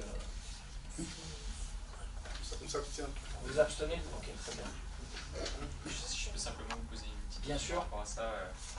Village 42, c'est une société qui est Alors, Village 42, je ne peux pas vous dire moi personnellement où elle est basée. Elle est dans le coin, ça c'est sûr. C'est une société qui organise des concerts et qui a un gros réseau. La personne qui s'en occupe s'appelle Alexandre Langlais, parce que je le connais puisque je travaillais aussi sur Nova, puisque j'étais adjoint à la culture, et qui a cette particularité, c'est qu'il a travaillé dans une grosse boîte de production, et donc il a accès à un catalogue d'artistes auquel nous, on a difficilement accès, en sachant que sur une salle comme la mienne, en général, des artistes qui nous font venir vont plutôt préférer aller jouer sur Vitrolles, Aix-en-Provence, le Silo, des salles qui sont sur des villes de plus grande population, et donc ça nous permet, nous, d'avoir l'assurance d'avoir 3 têtes d'affiche sur Nova, pour un prix qui, de toute façon, même s'il est de 30 000 € pour 3 spectacles, je crois que c'est ça, c'est 3 spectacles, ce sont des artistes qui, en moyenne, sont des artistes entre 15 et 20 000 €, donc qui sont des gros risques pour nous à porter si on le produit nous-mêmes en termes de rentabilité, puisqu'on a quand même une salle de 500 places assises. Donc l'idée, c'est de s'appuyer encore une fois sur une vraie compétence pour avoir 3 vraies affiches dans notre programmation, et finalement, une fois qu'on a payé et qu'on a inscrit ça dans notre budget, si ça ne marche pas, c'est aussi son rôle d'en supporter les conséquences et de faire un gros travail de communication qui nous incombe moins. Voilà, c'est un partenariat qui est assez équilibré, mais qui nous permet surtout d'avoir la possibilité d'avoir des artistes de renom qu'on aurait beaucoup plus de mal actuellement à avoir, qu'on a pu avoir par le passé, mais par le passé il n'y avait pas le Silo, il n'y avait pas le Sismic, toutes ces salles qui sont un peu intermédiaires, qui se montent et sur lesquelles aujourd'hui il est difficile de rivaliser sinon. Donc pour maintenir cette excellence, j'allais dire, au niveau de nos artistes, on s'entend sur des tarifs qui vont rester des tarifs normaux pour des artistes de ce tremplin. Là, pour cette année, on parle donc de la chanteuse Ayo, on parle de Stéphane Echer, on parle de Thomas Njijol, donc quand même des artistes d'un certain standing, qui seront à des prix on va dire en moyenne, je pense qu'on est dans les 30, c'est ça. Pour Ayo, on est sur 30, entre 30 et 35 euros. Thomas Gijol, on est entre 25 et 29 euros. Stéphane Echer, 25, 38 et 49 euros en fonction des positions. Donc on reste quand même sur des tarifs qui sont largement en phase avec les artistes qui viennent jouer. Voilà, c'est vraiment un parti pris de pouvoir travailler avec ces personnes-là. C'est notamment lui qui a fait venir Sting à Vitrolles. Voilà, il y a des possibilités dans le temps d'avoir faire des bons coups, si on peut parler ainsi, sur la culture. Et sinon, ils sont sur Arles pour répondre à ta question. Merci beaucoup. Merci beaucoup. Voilà, très bien. Donc le vote, il y a eu lieu, je crois. Non. Ah non, on n'a pas eu lieu. Donc, On a fait si on a les abstentions, mais il n'y a pas eu alors, qui est contre? Qui est pour? Qui s'abstient? Il y en a 4 d'abstention. C'est pareil, ça revient au même, je peux le mettre dans l'ordre que je veux. Il suffit juste de répondre. Tu nous fais lever la main. Ah non, mais c'est bon? C'est bon pour vous? Oui, c'est bon, pardon. On a 4 abstentions. C'est quand même malvenu de me regarder comme ça, Madame Merle, alors que c'est vous qui ne saviez pas comment voter. Je vous ai pas regardé, excusez-moi. Non, c'est moi qui me suis trompé. J'ai mal appréhendé. J'ai mal appréhendé le regard. Ok. Rapport numéro 18. Approbation et signature d'une convention de partenariat avec le DRASM. J'aurais dû te demander de le prononcer. Le DRASM, c'est un peu l'équivalent de la DRAC, donc la Direction régionale des affaires culturelles. Là, il s'agit des affaires culturelles, mais en lien avec le patrimoine et l'archéologie. Donc la commune et le DRASM, donc département des recherches archéologiques subaquatiques et sous-marines, service du ministère de la Culture, Direction générale des patrimoines et de l'architecture, souhaite officialiser par la signature une convention de dépôt de biens culturels maritimes appartenant à l'État et exposée à la tour musée de Velot. Il s'agit d'un jas d'encre d'une amphore. Vous savez ce que c'est un jas d'encre? C'est la partie haute de l'encre. Partie en haut le jas. Fais gaffe, c'est un marin là. Et d'une amphore. Alors, numéro d'inventaire de dépôt, respectivement DTM, etc., etc. La durée de convention est de 5 ans renouvelable par tacite reconduction. Le conseil municipal, entendu exposer monsieur le maire, est invité à approuver la convention jointe à la convocation du conseil municipal et d'autoriser le maire à la signer. Ouais, c'est ni plus ni moins qu'une convention qui régularise les choses afin qu'on puisse exposer cette pièce dans le musée. Est-ce qu'il y a des questions? On passe au vote. Qui est contre? Qui s'abstient? Qui est contre? Rapport numéro 19. C'est une donnée acte des décisions du maire. Les dispositions de l'article L 2122-23 du Code général des collectivités territoriales imposent au maire de rendre compte au conseil municipal des décisions qu'il a été amené à prendre dans le cadre des délégations d'attribution accordées par l'Assemblée délibérante en vertu de l'article L 2122-22. Ainsi, le conseil municipal est invité à prendre connaissance des décisions qui ont été prises depuis la dernière liste arrêtée et présentées au dernier conseil en vertu de la délégation consentie à monsieur le maire par délibération numéro 070720 du 240720 et numéro 011220 du 101220. Il s'agit de la décision 2022-36 dont l'objet est la réactualisation des tarifs pour l'occupation du domaine public, droit de place des marchés, taxis, commerce et animation ambulant. D'une concession 3 places cimetière sur Saint-Martin-le-Bas, emplacement 393, ordre 996. En ce qui concerne la culture, d'une aide au développement du conseil départemental de la pratique culturelle et artistique, matériel scénique, espace Nova Velot. Pour la vie locale, une convention tripartite de mise à disposition de terrain entre la commune de Velot, le tennis club de Velot et le professeur de tennis Benjamin Iovino. Puis d'une mise à disposition de local municipal à la SAS LGR Event. On pourra y revenir, ça fait partie de vos questions. Donc il s'agit de la société qui était accueillie par l'entreprise Aglopark à la Bastide Lopez et qui, le temps qui reste avant de faire je vais y revenir, mais qui est en occupation de ce local en attendant qu'on mette en œuvre un nouveau bail, ouais, tout à fait. Et ça tombe bien puisque ça fait partie des questions, et notamment de la question de M. Didier Debarge, dont j'adore les questions, il pose toujours des questions, mais il n'est jamais là pour écouter les réponses, c'est un peu dommage. Donc en ce qui concerne Aglopark, c'est installé récemment à Rognac, pas très loin de chez nous. Question à l'adjoint à l'économie, mais je vais peut-être y répondre, et il pourra y amener sa précision. Lors du dernier conseil municipal, monsieur le maire nous a informé, puisque c'était de moi dont il s'agissait, c'est pour ça que j'aimerais quand même y répondre au départ, nous a informé que ce dernier nous communiquera ce jour la décision qui a été prise concernant les projets d'utilisation de la Bastide Lopez. Donc merci de nous en informer comme annoncé. C'est rude. Donc effectivement, M. Didier Debarge avait surtout dit la dernière fois qu'on avait décidé de ne pas reconduire la convention avec Aglopart, ce qui était faux. Et je lui ai d'ailleurs dit que effectivement nous allions réfléchir au renouvellement de la convention avec Aglopart pour les années à venir. Donc ce qui s'est passé tout simplement, c'est que, et je vous avais dit aussi, que dans le cadre de la situation conjoncturelle économique que nous traversons actuellement, il fallait qu'on se pose la question d'une certaine rentabilité de notre patrimoine, notamment de certains locaux qui étaient dans cette bastide et qui n'étaient pas forcément utilisés. Donc il a été proposé à Aglopark de garder les bureaux dont ils avaient l'usufruit pour continuer à travailler, mais dans la convention qui suivait, de récupérer les bureaux inutilisés pour pouvoir les louer à des entreprises qui désiraient s'installer. Voilà. Donc, suite à cette proposition, Aglopark a décliné, pour des raisons qui leur sont propres. Voilà.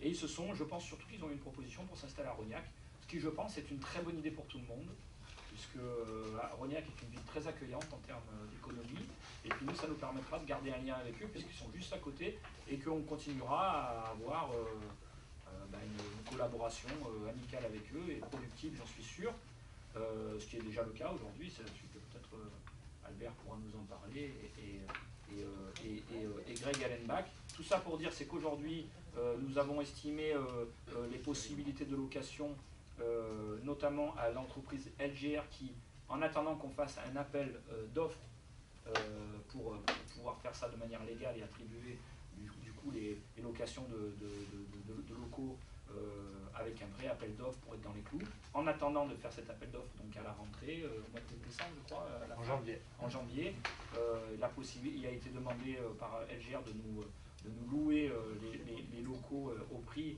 qui ont été évalués en termes de location. 2900 euros. Voilà, si tu es à 50 euros là. 2900 euros. 2900 euros et après tout le reste qui va avec, les taxes foncières, les fluides. Toute la Bastide enfin. Ben pas tout, en fait, c'est pas. Il y a déjà un appartement dans la Bastide qui est déjà loué, donc on parle d'à peu près 250 mètres carrés, à peu près entre 200 et 250 mètres carrés. Donc oui, on se rapproche des 3000 euros. Et pour rebondir et terminer sur ça, effectivement, la Bastide c'était 50 euros effectivement par mois. Pour cette superficie-là, elles étaient une personne et demie en équivalent temps plein à travailler dans ce lieu.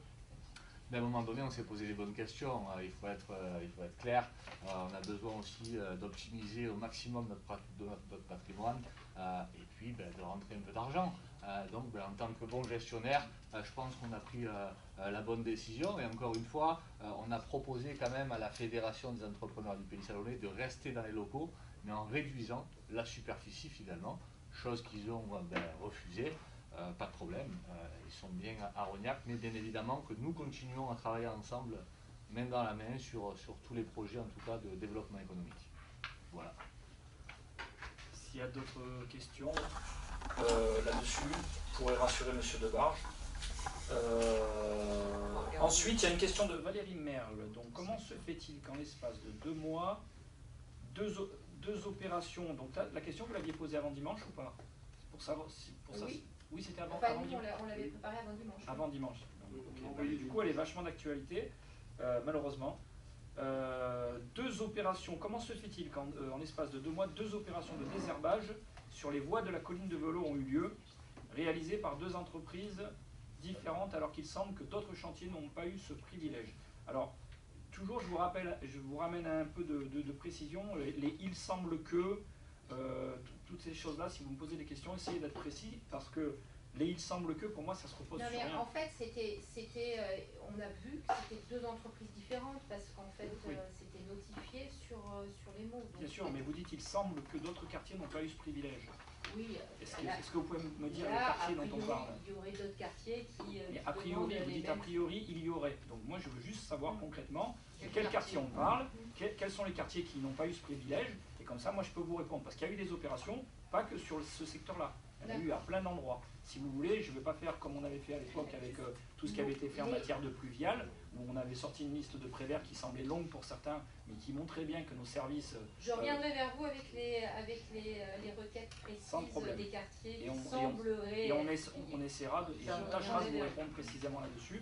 En tout cas, toujours est-il, c'est que ce qui a été fait du désherbage, je peux vous garantir qu'en ayant parlé avec non seulement monsieur Greg Allion et le président du SDIS, s'il n'y avait pas eu ces opérations de désherbage qui ont été faites à cet endroit-là, je pense que malheureusement on n'aurait pas eu de toutes les maisons épargnées, même si certaines ont eu très chaud, mais c'est aussi, ça a été la résultante d'un gros travail de désherbage et qui a d'ailleurs été reconnu, je crois, par pas mal d'habitants. Je crois que, je ne sais plus qui est là, mais donc voilà, ça a été quand même reconnu. Il faut savoir aussi qu'on a eu un gros effort, et ça, parfois, les gens ne sont pas très contents des obligations d'OLD qui ont été faites cette année et l'année dernière de manière un peu plus insistante, et je peux vous garantir qu'au vu de ce qui s'est passé, on va encore être plus insistant dans les années qui viennent. C'est ce qui a aussi permis d'éviter le pire, je crois, et notamment on a eu quand même des problèmes sur certaines maisons où il y avait par exemple des toits végétalisés, des choses comme ça qui n'avaient pas été trop dans les règles. Je pense qu'on sera encore moins laxiste dans les mois à venir et dans les années à venir, parce qu'on s'aperçoit que, honnêtement, et je pense que vous l'avez tous vu, on est passé vraiment tout près d'une très grosse catastrophe. Voilà. Si on avait passé le premier pâté de maison, je pense qu'il y avait toute la colline qui s'en bravait.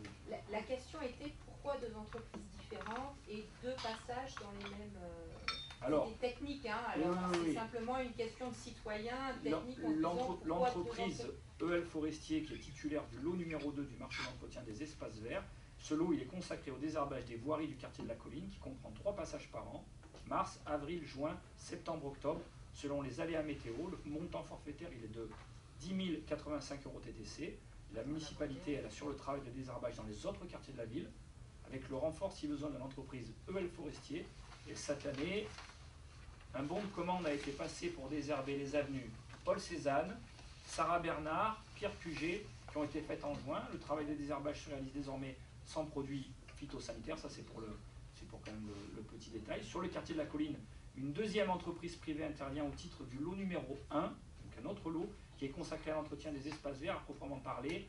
Alors SRV, bas monté, alors ça j'aurais du mal à vous dire précisément. Oui, c'est ce qui gère les espaces verts des tennis, du gymnase Bertin et de la coulée verte qui s'étend de l'allée Louise Collet à l'allée Maréchal Lannes.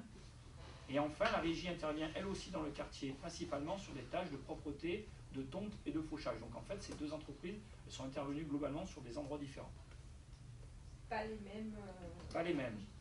Après, il y a des services de la ville qui réinterviennent, eux, là où bon leur semble, quand ils doivent faire des compléments de désherbage. Annie, on a voté quand l'accord sur ces deux sociétés, puisque je pense il y avait ni M. Poirier ni M. Chabanon à ce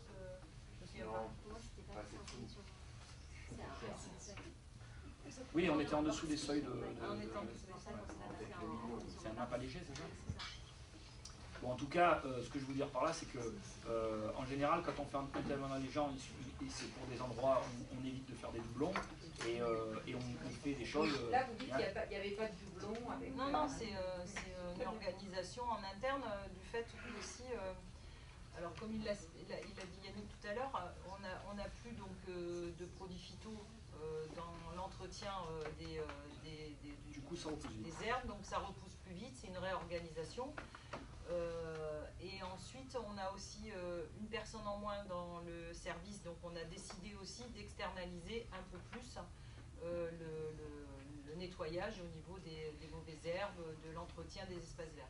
Donc c'est une organisation en fait interne du service. Et ils sont passés 2 fois parce que en fait ils sont passés, je pense, au mois d'avril, très certainement, puisqu'on n'a pas eu trop de pluie, et ils sont repassés une fois au mois de juin, et là ils repasseront une autre fois à l'automne, octobre ou novembre, en fonction des pluies. Voilà.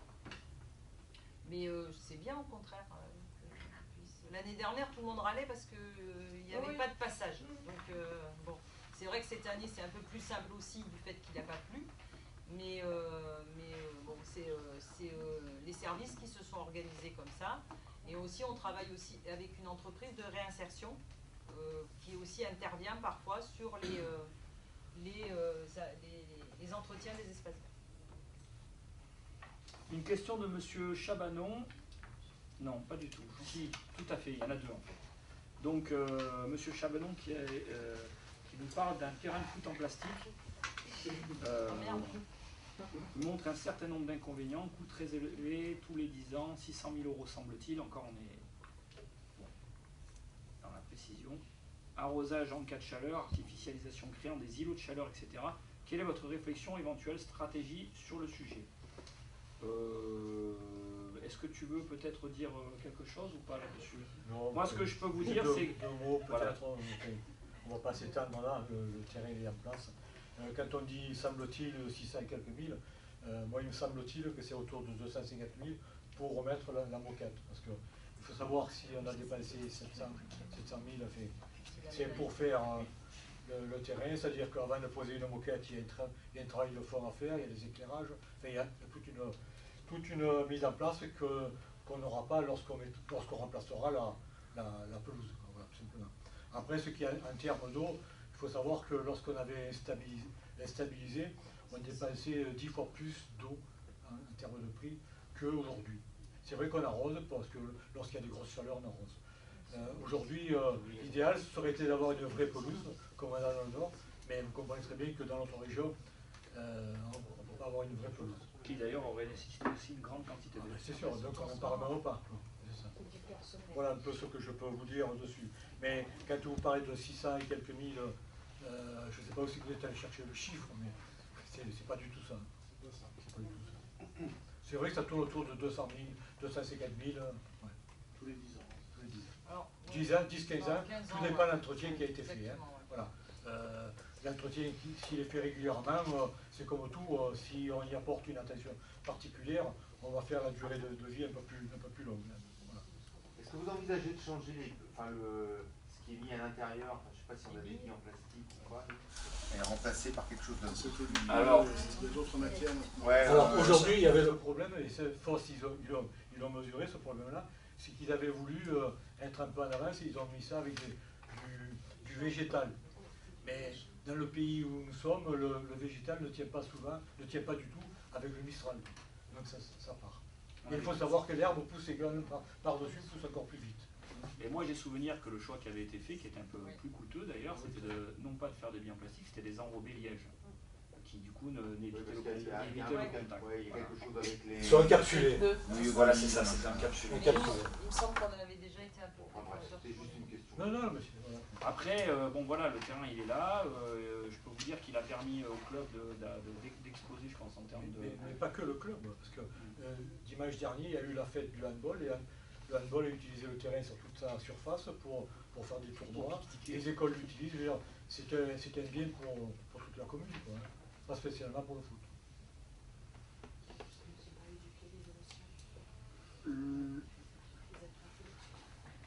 En tout cas, autour, on a fait un effort, hein. On a refait toutes les d'arbustes, on a fait quelque chose de très joli, en lien toujours avec...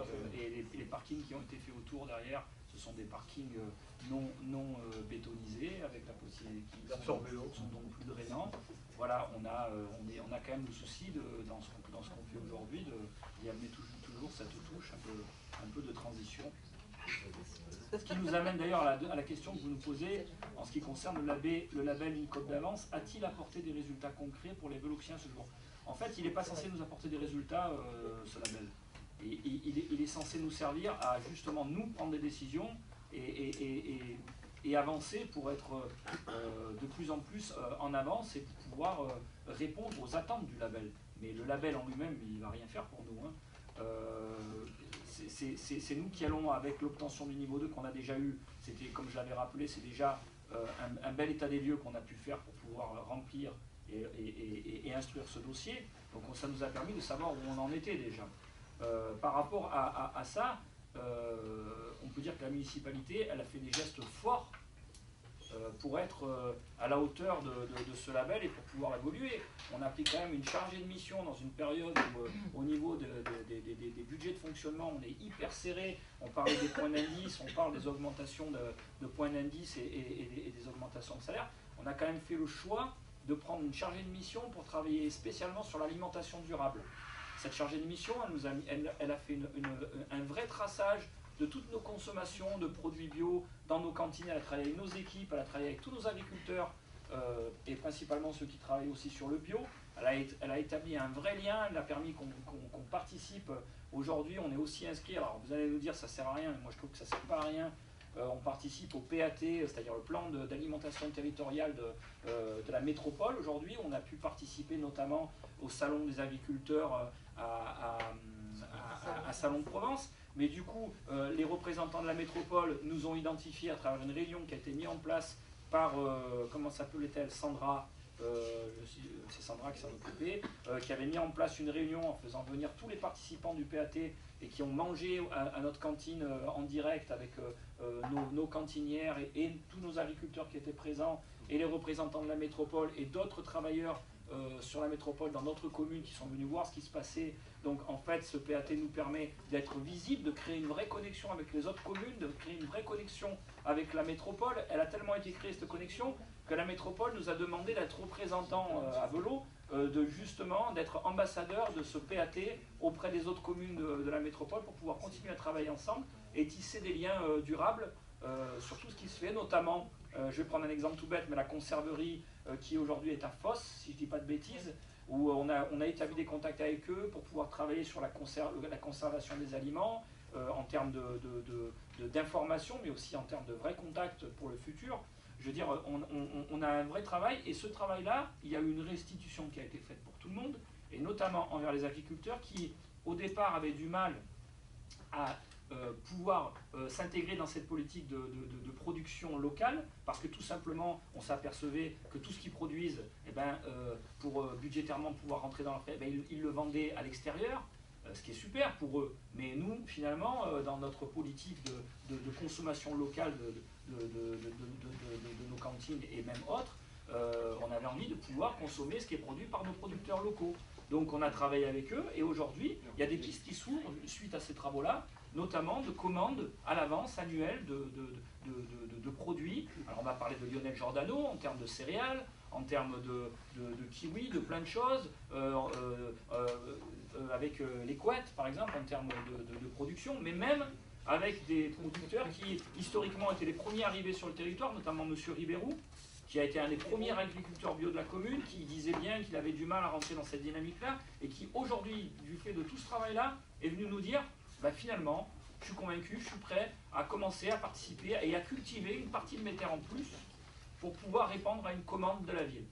Voilà, donc c'est ce travail-là aujourd'hui qu'on est en train de mettre en œuvre pour pouvoir gagner... moi j'ai compris une chose depuis que je suis maire, c'est que les choses vont lentement. Et je peux vous garantir que pour quelqu'un comme moi, c'est frustrant. Et d'ailleurs, même pour mes collègues, mes camarades, je vous garantis qu'il y a beaucoup de frustration. Mais par contre, ce qui est important, c'est de jamais être à l'arrêt. Voilà, il faut toujours gagner un petit peu. Donc si on arrive à travailler pour pouvoir faire une petite commande supplémentaire de nos agriculteurs bio pour commencer à alimenter nos cantines et du coup nos écoles et Padovani et autres, ça sera des petites victoires qui, je ne sais pas, Pierre Rabhi qui parlait des petites victoires. Voilà, donc c'est avec tous ces gestes qu'on pourra faire au fur et à mesure qu'on va avancer, et c'est nous qui ferons en sorte de monter les échelons de la COP d'avance et des autres labels, ce qu'il y en a tant, mais c'est nous qui allons faire en sorte de pouvoir y arriver, quoi, et tous ensemble. Voilà. Je suis très content de tout ça. Mais j'en suis persuadé en plus. Mais je pense pas que ce soit le fait d'avoir un label qui vous ait donné l'idée de passer des commandes à nos agriculteurs locaux. Non. Donc ma question c'était qu'est-ce qu'il y avait de concret? Vous m'avez dit qu'en fait c'est pas fait pour. Ce qui est concret, c'est que par exemple, ils nous accompagnent. Quand on fait partie d'un label, COP d'avance, alors je ne sais pas si c'est sur la COP d'avance ou c'est sur la COP d'avance, où par exemple, le fait de travailler de concert avec eux, on se voit régulièrement, nos services travaillent avec eux, non seulement pour ce que je viens de vous dire, ils nous accompagnent sur des événements aussi, on va voir ce qui se passe ailleurs, on peut bénéficier de compétences, on se fait connaître et du coup il y a aussi des gens qui viennent nous voir, et puis aussi, par exemple, on va bénéficier d'un accompagnement dès la rentrée avec Lou Batas, je crois. Tu peux peut-être nous en parler un peu plus, parce que c'est quand même toi qui es en charge techniquement avec nos élus, pour l'instant, un peu de la partie alimentation. Et Sinon, surtout que Sandra n'est pas là pour l'instant. Pardon ? Je peux vous en parler, je les connais bien. Eh bien, vous pouvez nous en parler, mais ce qui est bien, c'est de savoir... Je pense que le projet de Velon, on le connaît. Non, mais vous savez, mais il n'y a aucun problème, vous avez forcément des compétences là-dedans. Ce qui est important, c'est de préciser quel va être le style d'accompagnement qu'on va avoir sur la commune. Et ça, je pense qu'on peut vous en dire 2 mots si vous voulez. Peut-être juste 2 mots par rapport à l'association Lobatas que vous connaissez. Donc c'est une association qui est basée sur Pérol. Ils ont un gîte écologique qui est en autoconsommation, autoproduction, c'est-à-dire aussi avec un jardin où il y a des animations qui sont faites au niveau des enfants, des colonies, etc. etc. C'est pas ce volet-là qui nous intéresse le plus, c'est le volet cuisine nourricière. Ils font partie de l'association des cuisines nourricières qui forme depuis des années les responsables de restauration, les cuisinières, etc. pour faire des repas avec plus de végétal, donc moins de protéines animales, etc. Et qui vont pouvoir venir à partir du mois de septembre dans nos équipes au sein de nos cuisines, donc les 3 cuisines de la ville, pour aider dans la formation, dans l'achat aussi, et dans une responsabilisation animateurs, ADSEM, enseignants, etc. Donc on est ravis de les accueillir et le projet se fait grâce à des certificats d'économie d'énergie, c'est-à-dire que c'est payé via des aides d'État, donc c'est assez pertinent. Parallèlement, donc la métropole nous accompagne avec un process qui s'appelle cantine durable, donc avec une mise à disposition gratuite cette fois-ci de professionnels de la métropole qui viennent travailler avec nous et nous aider dans ces directions-là. Voilà, merci. On a aussi ce qu'on est en train de faire sur la fameuse réhabilitation de l'école Jean Jaurès. On est clairement sur de la désimperméabilisation, du travail sur la consommation d'énergie. Donc là aussi, on est en lien avec ce travail-là. On a le projet de mobilité qu'on est en train de travailler. Je vais rejoindre ce que je vous disais tout à l'heure. C'est vrai que c'est long, c'est vrai que c'est lent, mais on avance et on n'arrête pas d'avancer. Même si on avance lentement, on avance de manière sûre. Donc aujourd'hui, on a travaillé, on a mis en place un vrai COPIL et un vrai COTEC intercommunal de bassin de vie avec qui on travaille régulièrement pour pouvoir travailler sur un vrai projet de mobilité entre nos communes et qui seront le plus à même de pouvoir amener les habitants qui le désirent, bien sûr, sur les plateformes d'échange multimodal qui sont aujourd'hui travaillées, mises en place par la métropole. Aujourd'hui, c'est trop tôt pour en parler. On aurait envie de parler déjà de tout ce qui va se mettre en place. Sauf qu'on a encore des incertitudes sur le lieu de l'implantation des plateformes d'échange multimodal. On a certains doutes sur la faisabilité de certains tronçons. Certains sont départementaux, certains sont métropolitains, certains sont communaux. Il faut qu'on ait cette espèce... L'avantage de travailler ensemble, on y travaille. La dernière réunion, il y avait les services de la métropole qui étaient là. On a reçu aussi les services du département qui voient ça d'un œil. Et pas plus tard qu'hier, j'étais en réunion avec la présidente du département et qui est donc aussi la présidente de la métropole pour lui parler du projet. Et elle m'a assuré qu'on allait être accompagné. Après, moi, je ne peux pas vous dire plus que tout ce qui est mis en œuvre pour qu'on avance.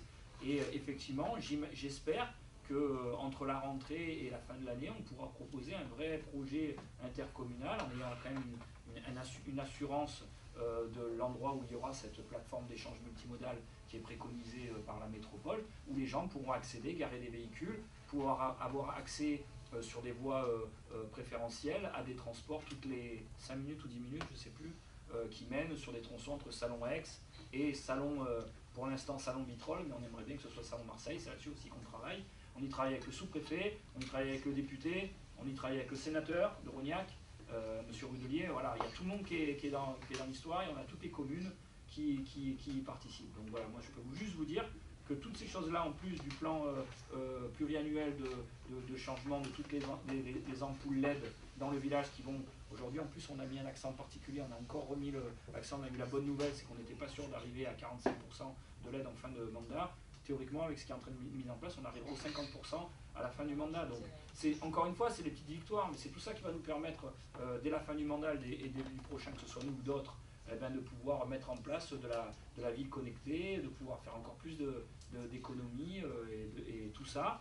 C'est directement en lien, et je passe sur le pastoralisme avec la chèvrerie, toutes ces choses-là, le travail avec la chambre de commerce et l'agriculture culture et le PAEN. Toutes ces choses-là nous font dire qu'on est en phase avec cette adhésion à ces labels et à ces dispositifs, et qu'on va faire en sorte de graver les échelons pour pouvoir avoir de plus en plus d'étoiles. Et c'est pas pour avoir des médailles, hein, mais c'est juste pour se dire qu'on est sur le bon chemin, quoi. Et je suis persuadé, Monsieur Chabanon, que vous en êtes ravi et que vous participez à ça, parce que je sais bien quelles sont votre philosophie dans ce domaine-là, donc il n'y a pas de doute. Je crois qu'on a vu à peu près toutes les questions. Monsieur Poirier, il me semble que vous avez peut-être posé des questions, mais il n'y a rien qui nous est parvenu, donc c'est pas grave. Mais si vous avez... Alors, si on ne peut pas avoir une... Alors, on va pas les... Enfin, Quentin en a une à vous poser, et moi j'en ai une, mais qui rejoint le SDIS. D'accord, allez-y. J'aimerais savoir pourquoi nous n'avons pas de Canadair très positionnés à Marignane.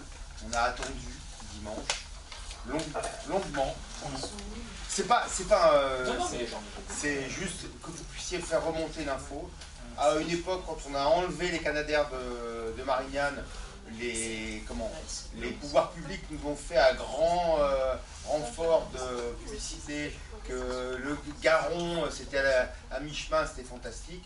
Je pense que si on avait eu 2 avions prépositionnés à Marignane, on aurait pu éviter un peu plus rapidement les 8 éclats. Ceci étant, c'est tout. Alors, c'est pas une polémique, hein, c'est juste... Non, mais moi, vous savez, quand on regarde un feu, moi, malheureusement ou heureusement, j'étais là au départ, on a l'impression que les secondes sont des heures, hein, et ça c'est toujours le cas quand on attend des secours. Moi, j'ai aussi beaucoup vu, et c'est ce qui a sauvé pas mal de maisons, l'action des hélicoptères, parce que eux, ils étaient de suite là, et la possibilité qu'ils avaient de recharger assez vite, puisque très près, a permis des rotations très courtes, et c'est les produits qu'ils ont, c'est ce qu'ils ont lâché, qui a permis aussi de sauver les premières maisons qui, pour moi, honnêtement, et pour la plupart des gens qui regardaient, se disaient elles sont perdues, quoi. D'ailleurs, les gens qu'on a, les premières personnes qui sont descendues, qui étaient choquées, étaient persuadées d'avoir perdu leur maison, hein. Donc, c'est le travail aussi quand même effectivement, à la fois des pompiers qui étaient là très vite, de notre sécurité civile qui était là, et c'est eux qui ont travaillé par exemple sur toute bordure de RD20, qui ont permis de sécuriser, d'éteindre les feux, et qui ont permis du coup aux pompiers d'être plus rapidement sur les hauteurs. Et vraiment je leur rends hommage, ils ont été, plus que jamais, je pense qu'il va falloir qu'on pense en termes d'investissement à aider notre réserve communale civile, et à faire en sorte qu'on ait de plus en plus des jeunes aussi qui ont envie de s'engager citoyennement, parce que malheureusement l'avenir il n'est pas très souriant dans ce domaine. Après, j'imagine, et j'ai pas toutes les réponses, mais il est prévu qu'il y ait 2 Canadair qui soient en réserve sur l'aéroport pendant la période d'été.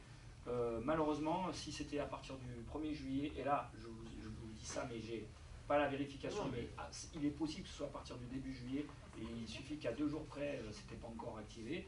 J'en sais rien, mais normalement, il est prévu quand même 2 Canadair de secours. Il se trouve qu'ils n'étaient pas là.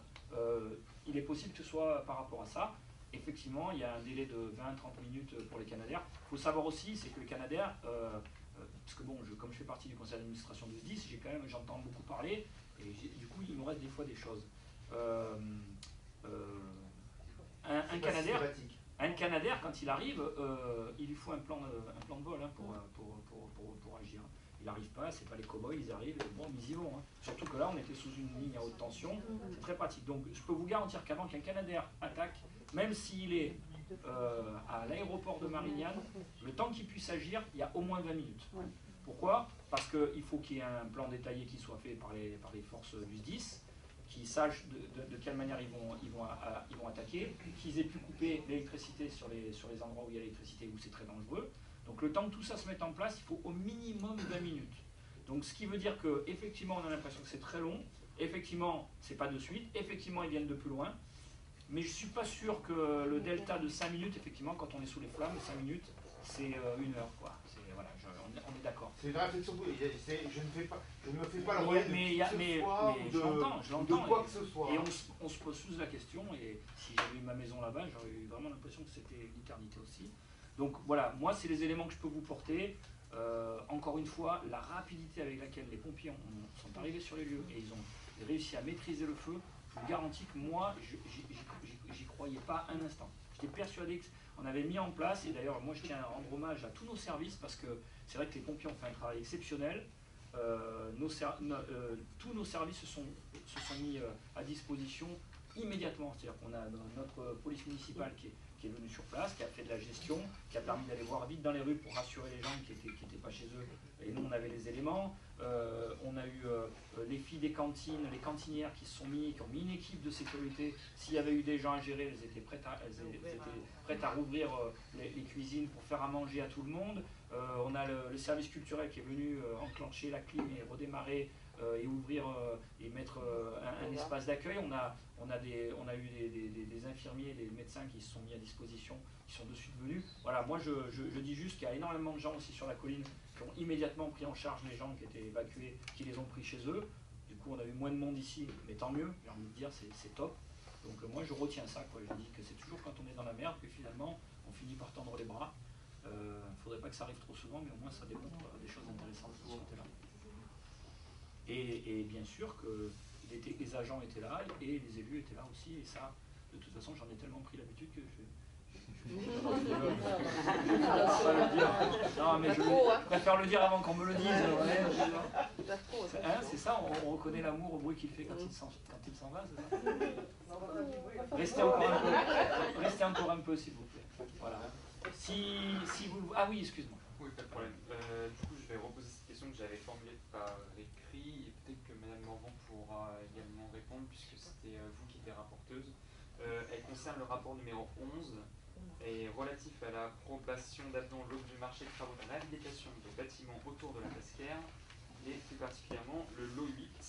Donc en prenant en compte les divers éléments qui ont été évoqués tout à l'heure, il semblerait qu'il y ait une erreur qui a été commise lors des travaux et qui nécessitait ainsi cette réévaluation au niveau de la pose et la repose nécessaire des sanitaires.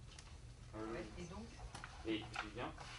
cette modification, elle suppose donc un montant supplémentaire de 5 018,40 €, vous l'avez dit, et j'aurais simplement, à titre informatif, souhaité savoir à qui incombait la responsabilité de cette faute. Car est-ce qu'elle est la conséquence d'un bon erroné qui aurait été transmis à l'entreprise ou une simple erreur d'inattention liée aux agents intervenant sur le site?